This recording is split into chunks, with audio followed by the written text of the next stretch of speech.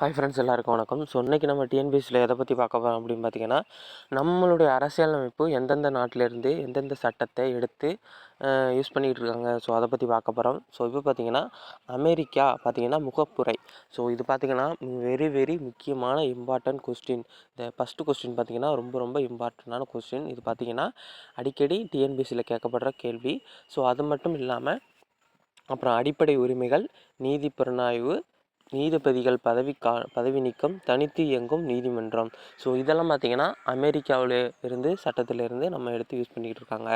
அடுத்து இங்கிலாந்துலேருந்து என்ன பார்த்திங்கன்னா பாராளுமன்ற முறை, பிரதம மந்திரி, சட்டம் இயற்றும் முறை, சட்டத்தின் வழியாட்சி, ஒற்றை குடியுரிமை, இதெல்லாம் இங்கிலாந்துலேருந்து பெறப்பட்டிருக்காங்க. அடுத்து அயர்லாந்துலேருந்து என்னென்ன பெறப்பட்டிருக்காங்க அப்படின்னு பார்த்திங்கன்னா அரசுக்கு வழிகாட்டும் நெறிமுறைகள், குடியரசுத் தலைவரின் தேர்தல் முறை, ராஜ்யசபைக்கு 12 உறுப்பினர்கள் நியமனம்.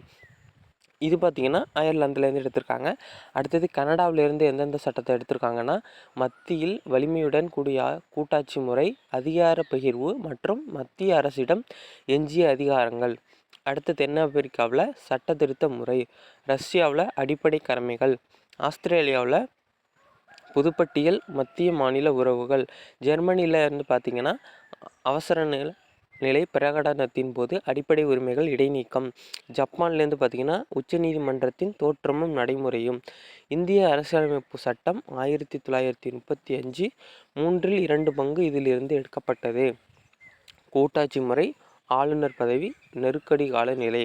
இந்த லாஸ்ட் ஒன்று என்னன்னு பார்த்திங்கன்னா நம்ம சுதந்திரம் வர்றதுக்கு முன்னாடி நமக்கு இந்தியாவில் சில அரசியலமைப்பு சட்டங்கள் இருந்தது. ஸோ அந்த அரசியலமைப்பு சட்டத்தில் இருந்து இந்த கூட்டாட்சி முறை, ஆளுநர் பதவி, நெருக்கடி கால நிலை, அது 3 மட்டும் முன்னாடி உள்ளதுலேருந்து எடுத்திருக்காங்க. ஸோ இது பார்த்திங்கன்னா ஒரு முக்கியமான கொஸ்டின்.